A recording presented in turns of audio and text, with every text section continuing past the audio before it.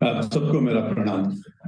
मेरे लिए सौभाग्य का विषय है और मैं समझता हूं कि विदेश संपर्क विभाग द्वारा आयोजित सांस्कृतिक वैभव के साथ विकसित होता उत्तर प्रदेश के आज के इस कार्यक्रम के अवसर पर हमारे साथ अभी जुड़ नहीं पाए हैं, लेकिन फिर भी मैं उनको सम्मान की दृष्टि से नाम लेता हूं, बहुत आदर करता हूं, बहुत सम्मान करता हूं। आदरणीय डॉक्टर विजय चौथाई वाले, जो हमारे नेशनल इंचार्ज हैं बीजेपी फॉरेन अफेयर्स डिपार्टमेंट के, और हमारे आदरणीय श्री ओम प्रकाश श्रीवास्तव जी जो प्रदेश के प्रभारी हैं, आदरणीय श्री राजेश्वर सिंह जी जिनको अभी हम लोग सुन रहे थे, जिनकी शालीनता, सज्जनता, मधुरता और कार्य, वाणी, व्यवहार सब कुछ अद्भुत है, ऐसे हमारे प्रदेश के संयोजक, और आदरणीय डॉक्टर मनोज कुमार शाह जी जो प्रदेश के सह संयोजक हैं, जिनसे मेरी कई बार भेंट हुई है और जिनकी वाणी और विचार से बहुत कुछ अच्छा लगता है। आदरणीय डॉक्टर रवि तिवारी जी संयोजक अवध क्षेत्र के, और समस्त हमारे जुड़े हुए फॉरेन अफेयर्स विभाग के क्षेत्रीय संयोजक, सह संयोजक, ओवरसीज फ्रेंड ऑफ बीजेपी के सभी रीजनल कोऑर्डिनेटर एवं प्रवासी बंधुओं, भाई और बहनों, आप सबको मेरा प्रणाम है। मैं सबसे पहले आपसे कहना चाहूंगा कि कितना बड़ा दिन आज राजराजेश्वर जी आपने चुना है। आप जानते हैं कि आज हमारा ग्रह नक्षत्रों की जो स्थिति है उसमें बड़ी बात है कि आज सूर्य जो है वो गुरु के घर में विराजमान है अभी तक, और धनु राशि में सूर्य विचरण कर रहा है। साथ में बुध भी उनके साथ है और मंगल भी उनके साथ है। राजा और सेनापति यानी सूर्य और मंगल, और उसके साथ साथ राजकुमार यानी बुध। तो जब सूर्य और बुध और मंगल तीनों लोग गुरु के घर में विराजमान हैं तो योग बहुत बड़ा बनता है। और आज लोहड़ी का त्योहार है, मैं इसकी शुभकामना आप सबको देता हूं। पोंगल हो, लोहड़ी हो या मकर संक्रांति हो, अलग अलग क्षेत्रों में हम इसको मनाते हैं, लेकिन भारत की संस्कृति, भारत की सभ्यता, भारत का संस्कार, भारत का अध्यात्म, भारत की वाणी, भारत का विचार, ये सब चीज धर्म और त्योहारों से जुड़े हुए हैं। निश्चित रूप से हमको सबको उसको एक ऊर्जा के रूप में ग्रहण करने का अवसर प्राप्त होता है। तो बड़ी बात है कि जब इतने सारे ग्रह एक जगह विराजमान हैं तो उस अवसर पर आज हम सब लोग संवाद के इस कार्यक्रम में जुड़े हुए हैं। आप अभी कह रहे थे मार्गदर्शन, मार्ग और दर्शन दोनों हमारे यहाँ निश्चित हुआ है। पहले से हमको मार्ग भी पता है और दर्शन हमारे वेदों ने, उपनिषदों ने हमको प्रदान किया है। चाहे ऋग वैदिक कालीन भारत हो, चाहे यजुर्वैदिक कालीन भारत हो, चाहे उत्तर वैदिक कालीन भारत हो, और चाहे छठी शताब्दी ईसा पूर्व का भारत हो, चाहे महात्मा बुद्ध का भारत हो, चाहे महावीर स्वामी का भारत हो, चाहे चाणक्य का भारत हो, चाहे चंद्रगुप्त का भारत हो, चाहे समुद्रगुप्त का भारत हो, और चाहे आते हुए भगवान तुलसी के उस दिव्य दर्शन वाला, महर्षि वाल्मीकि के दिव्य दर्शन वाला भारत हो, भगवान सतयुग का, त्रेता का, द्वापर का और कलयुग का, समुच्चय का भारत हो। एक अद्भुत मार्ग दिखाने वाले बहुत सारी चीजें हमारे बीच में हैं, और उस मार्ग में चलते हुए लक्ष्य की प्राप्ति को अग्रसर होता हुआ हमारा भारत दिखाई पड़ रहा है। और इसलिए जब हम सांस्कृतिक वैभव की बात करते हैं तो मैं अपने सभी जितने बंधु और भगिनी इसमें जुड़े हुए हैं उनसे सबसे मैं कहना चाहूंगा, आज का दिन कौन सा दिन है? आज शनिवार है। शनिवार सप्ताह का अंतिम दिन होता है और रविवार सप्ताह का पहला दिन होता है। यानी जब सृष्टि की रचना हुई थी तो आज से 1,98,58,85,125 वर्ष पहले सूरज की पहली किरण धरती पर आई थी। और तब से लेकर अब तक जब दुनिया के बहुत सारे देश आंख नहीं खोले थे, उससे पहले से सतयुग के 17,28,000 वर्ष बीते, त्रेता के 12,96,000 वर्ष बीते, द्वापर के 8,64,000 वर्ष बीते, और कलयुग के 5,125 वर्ष बीत चुके हैं। 6 मनवंतर बीत चुका है, 7वां मनवंतर चल रहा है। 7वें मनवंतर की 28वीं चतुर्युगी चल रही है। 28वीं चतुर्युगी का कलयुग चल रहा है। कलयुग का प्रथम सोपान चल रहा है। तब भी मेरा भारत था, आज भी मेरा भारत है और आगे भी मेरा भारत रहने वाला है। और उसका मूल कारण है सांस्कृतिक वैभव के आध्यात्मिक धरातल पर खड़ा हुआ भारत, धर्म, विचार और अध्यात्म को लेकर के चलने वाला भारत, और उन सभी परंपराओं के आधार पर निर्वहन करता हुआ भारत, वसुधैव कुटुंबकम की भावना से ओत प्रोत वाला भारत, सर्वे भवन्तु सुखिनः सर्वे संतु निरामया की धारणा के साथ बढ़ने वाला भारत, और बहन्ति नद्याः स्वयमेव नाभ्या स्वयं न खादन्ति फलानि वृक्षा धारा धरो वर्षति नात्म हेतो परोपकाराय सताम विभूतयः वाला भारत, भगवान तुलसी वाला भारत, महर्षि वाल्मीकि वाला भारत, रामकृष्ण परमहंस वाला भारत, स्वामी विवेकानंद वाला भारत, और इन सब ऋषियों मुनियों और महात्माओं से युक्त भारत, दुनिया के सर्वोत्तम तीर्थ स्थलों में प्रयागराज का तीर्थ स्थल वाला भारत, भगवान बाबा विश्वनाथ काशी वाला भारत, और माँ विंध्यवासिनी वाला विंध्याचल वाला भारत,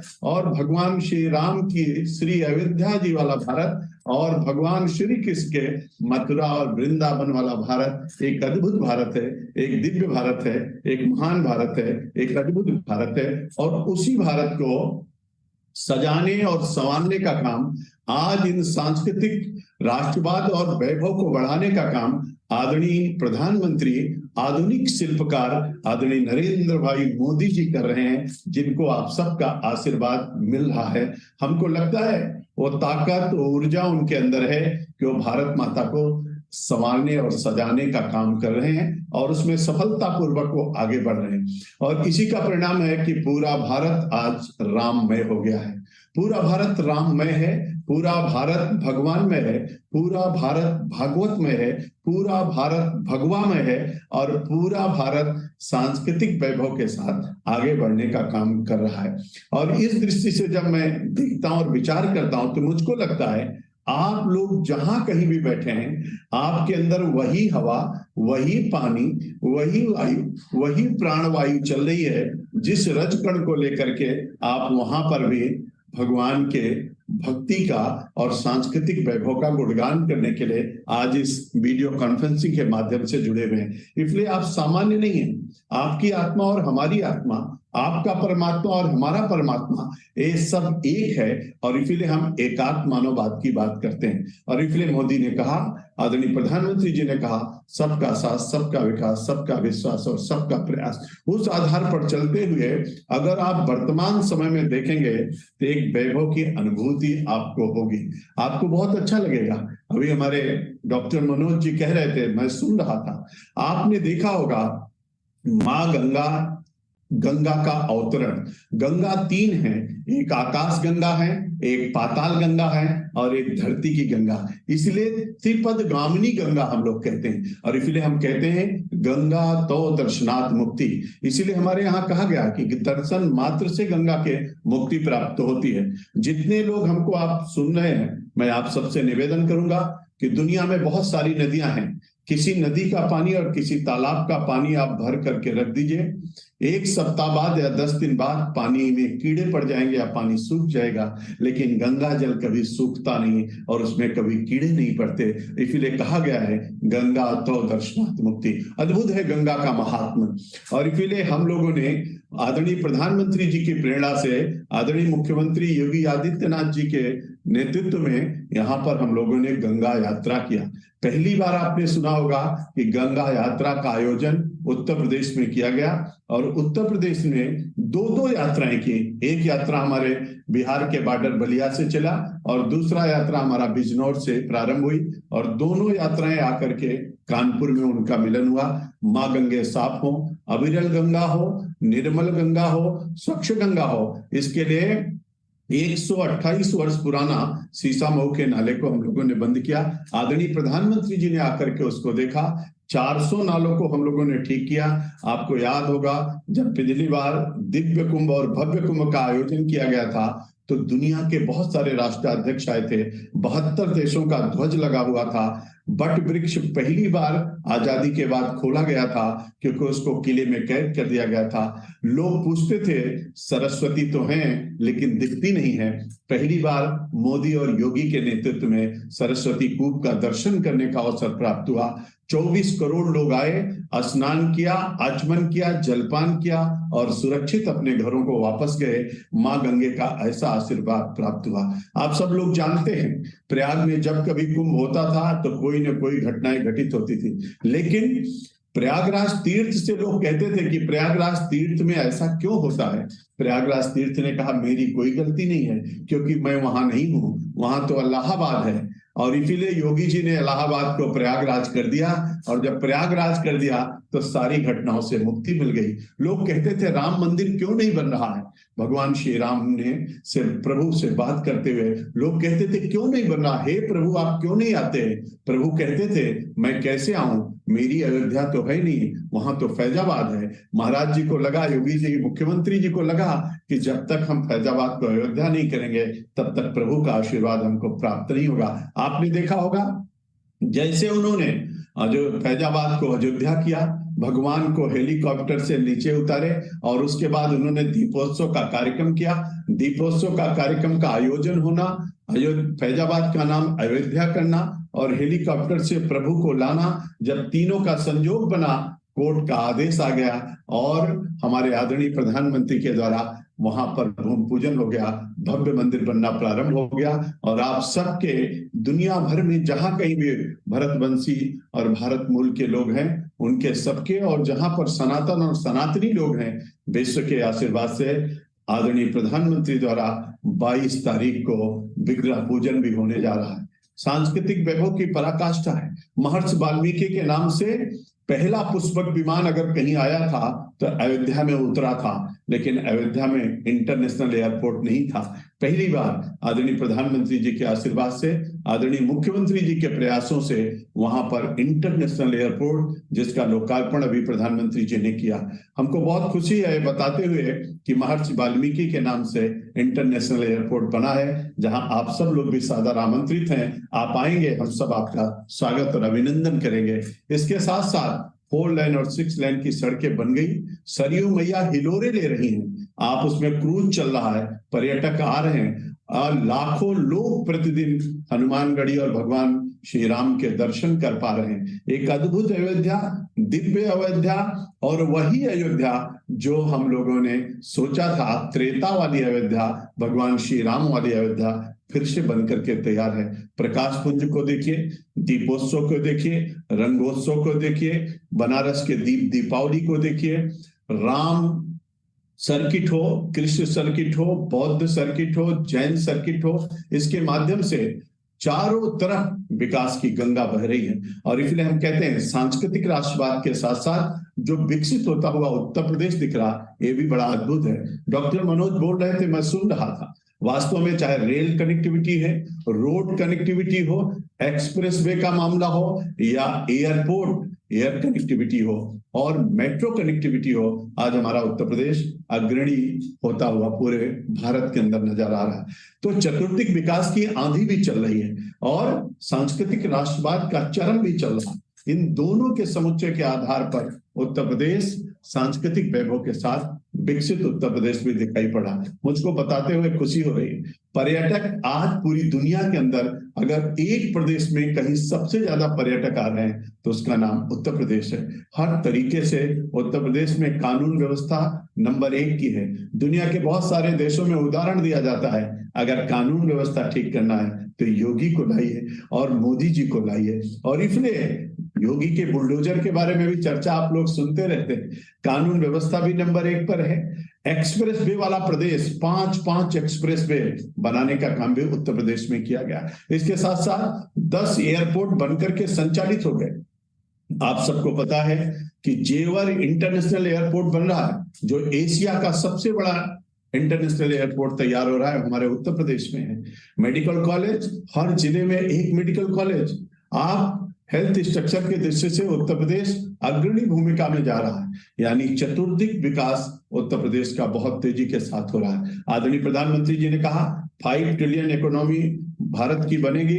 $5 ट्रिलियन की इकोनॉमी अगर भारत की तैयार हो रही है तो $1 ट्रिलियन की इकोनॉमी उत्तर प्रदेश में भी आदरणीय मुख्यमंत्री योगी आदित्यनाथ जी ने कहा, आदरणीय प्रधानमंत्री जी के सपने को साकार करने के लिए $1 ट्रिलियन की इकोनॉमी उत्तर प्रदेश को भी बना रहे हैं। बहुत तेजी से उत्तर प्रदेश इसमें भी काम कर रहा है।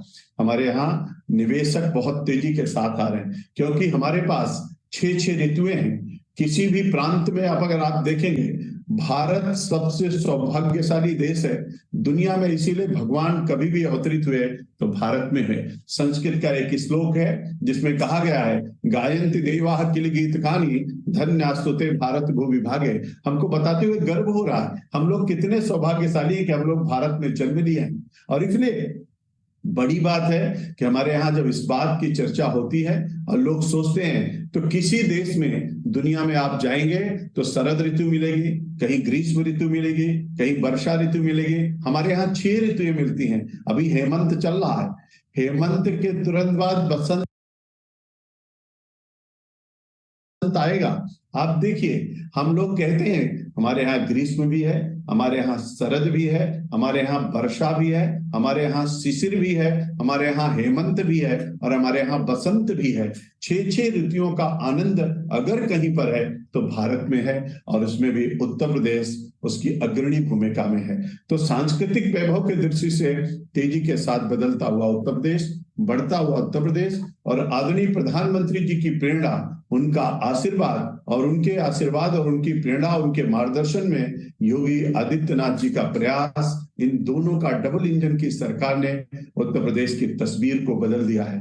पहले उत्तर प्रदेश के बारे में लोग तरह तरह के विचार रखते थे, आज उत्तर प्रदेश हर कोई आना चाहता है, देखना चाहता है। लोग कहते हैं अगर यूपी नहीं देखा तो कुछ नहीं देखा। और ये बदलता हुआ परिवेश इस भाव का है, मुझको लगता है कि हम सब इस पर गर्व करते हैं। 100 नदियों का संगम, नारायणी हमारे उत्तर प्रदेश में है, सरयू हमारे उत्तर प्रदेश में है, गंगा हमारे उत्तर प्रदेश में है, यमुना हमारे उत्तर प्रदेश में है, सरस्वती हमारे उत्तर प्रदेश में है, आदि गंगा गोमती हमारे उत्तर प्रदेश में है। आप कल्पना करिए कि अगर जल की दृष्टि से भी देखा जाए तो हमारा उत्तर प्रदेश बहुत समृद्धशाली है, जंगल की दृष्टि से देखा जाए हमारा उत्तर प्रदेश बहुत समृद्धशाली है। अभी तक 131 करोड़ वृक्षारोपण इन 6 सालों में योगी आदित्यनाथ जी के नेतृत्व में हुआ है। पर्यावरण ठीक रहे इसकी भी चिंता सरकार कर रही है। जल का संचयन हो, जल लोगों के घर तक पहुंचे। आदरणीय प्रधानमंत्री ने जल जीवन मिशन की बात कही है, आदरणीय प्रधानमंत्री ने अटल भूजल योजना की बात कही है। तो हम जल संचयन भी करेंगे, जल का संवर्धन भी करेंगे और शुद्ध पेयजल लोगों के घर तक पहुंचाएंगे। यानी हर घर नल से जल भी पहुंचा रहे हैं। गरीबों के लिए आवास भी बन रहा है, नल से जल भी मिल रहा है, 24 घंटे बिजली की व्यवस्था भी हो गई है, गांव-गांव रोड की कनेक्टिविटी हो रही है, हेल्थ स्ट्रक्चर ठीक हो रहा है, बैंकिंग सिस्टम गांव तक पहुंच रहा है। हमारी बहनों के लिए लखपति बहनें बने, इसके लिए एनालम या औसालम के तहत काम भी हो रहा है।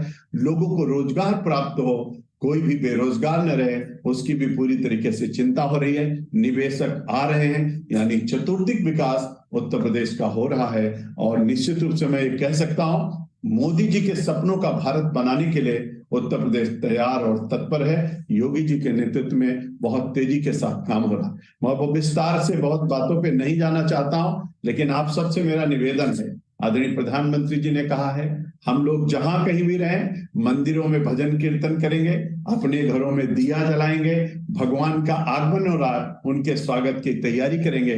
प्रभु से बड़ा कोई नहीं है। और इसलिए हम कहते हैं राम राम। जब राम राम आप 2 बार कहते हैं तो अगर आपने हिंदी वर्णमाला पढ़ी होगी तो काका गागा अंगा चाचा जाजा इया टाटा डाड़ा ताता दादा ना पापा बाबा माँ, माँ शब्द जो है वो 25वें स्थान पर आता है और रा शब्द जो है वो 27वें स्थान पर आता है और राम में आ की मात्रा दूसरे स्थान पर आती है। राम को अगर आप गिनती करेंगे मात्रा के हिसाब से तो 27 बनता है और 27 को हम लोग, आप लोग जानते हैं, उसको जब हम 54 में राम करते हैं और 27 को जोड़ करके 54, एक राम में 54 मात्रा बनती है। और जब 2 बार राम राम कहते हैं तो 108 की माला बन जाती है। इसीलिए हमारे यहाँ राम नहीं राम राम कहा जाता है। अगर सीताराम को भी आप देखेंगे तो उसमें भी 108 की माला बनती है। और इसलिए जन्म से लेकर के आगे तक की यात्रा में हर जगह राम हमारे साथ रहते हैं और राम हमारे आ रहे हैं। इसलिए स्वागत के लिए हम सब लोग भी तैयार हैं। अथर्ववेद में एक लाइन कही कही गई है, माता भूमि पुत्रो अहम पृथिव्याम, भूमि मेरी माँ है, मैं इस पृथ्वी का पुत्र हूँ। मैं समझता हूँ कि जन्म के बाद मृत्यु तो निश्चित है, लेकिन भगवान तुलसी ने रामचरितमानस में कहा है कि कर्म प्रधान विश्व करी राखा, जो जस करे तो तस फल चाखा। भगवान तुलसी के लगा कुछ छूट रहा है तो उन्होंने दूसरी चौपाई कही। उन्होंने कहा, हुई है सो जो राम रचि राखा, को कर तर्क बढ़ावे शाखा। भगवान को लगा तुलसी को कुछ और छूट रहा है तो उन्होंने तीसरी चौपाई कही। उन्होंने कहा, करे करावे भंजे सोई, उमा राम गति लखा न कोई। तीनों चौपाइयों के पीछे तीन भाव था। अभिवादन शीरस नित्यम वृद्धो अभिषेविना, चत्वारि तस्य वर्धन्ते आयुर्विद्या यशो बलम। इस भाव और भावना के साथ हम सब लोग आगे बढ़ेंगे, निश्चित रूप से प्रभु का स्वागत करेंगे और आशीर्वाद देंगे आदरणीय नरेंद्र भाई मोदी जी को। हे प्रभु, हे भगवान श्री राम, आप तो आ रहे हो, मेरे मोदी जी को इतनी ताकत दीजिए कि वो इसी तरीके से भारत माता की सेवा करते रहें। योगी जी को भी आशीर्वाद दीजिए, वो अपनी सेवा में तत्पर रहें। हम सब मिलकर के प्रभु की पूजा और आराधना में लीन रहें और मेरा भारत विश्व गुरु के पद पर आसीन हो और मेरे भारत का परचम दुनिया के अंदर लहराए और भारत माता का जयकारा विश्व के अंदर पहुंचे, जैसा कि मोदी जी पहुंचा भी रहे। और मुझको पूरा भरोसा और विश्वास है, क्योंकि मैं आपसे इतना जरूर कहना चाहता हूं कि आज ऑक्सफोर्ड यूनिवर्सिटी में भी आप जाकर के पूछिए कि दुनिया का सबसे प्राचीनतम विश्वविद्यालय बताइए, तो दुनिया का कोई भी प्रोफेसर कहेगा, जापान में, जर्मनी में, इंग्लैंड में, अमेरिका में किसी से पूछे तो हर कोई कहेगा तक्षशिला और नालंदा, जो भारत की धरती पर था। आज दुनिया में किसी से पूछिए सबसे प्राचीनतम पुस्तक का नाम बताइए, तो ऋग्वेद, यजुर्वेद, सामवेद, अथर्ववेद की चर्चा करेगा, 108 उपनिषदों की चर्चा करेगा, रामायण, गीता और महाभारत की चर्चा करेगा। दुनिया में किसी से पूछिए सबसे प्राचीनतम भाषा का नाम बताइए, तो संस्कृत भाषा की चर्चा करेगा। दुनिया में किसी से पूछिए सबसे बड़ी प्रतिमा कहाँ लगी है, तो सरदार वल्लभ भाई पटेल की गुजरात की चर्चा करेगा। दुनिया में किसी पूछिए कि जीरो की खोज किसने की, तो हर कोई भारत की तरफ इशारा करेगा। दुनिया में किसी से पूछिए अंक कहां से आया, तो हर कोई भारत का नाम देगा।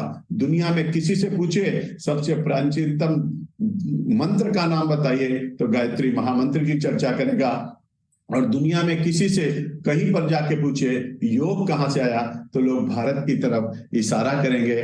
और दुनिया में किसी से कहीं पर भी जाके पूछे कि सबसे प्राचीनतम धर्म का नाम बताइए, तो सनातन धर्म की चर्चा करेगा। इसलिए सब कुछ देने वाला भारत है, इसीलिए भारत को सोने का चिड़िया और विश्व गुरु के पद पर आसीन भारत कहा गया।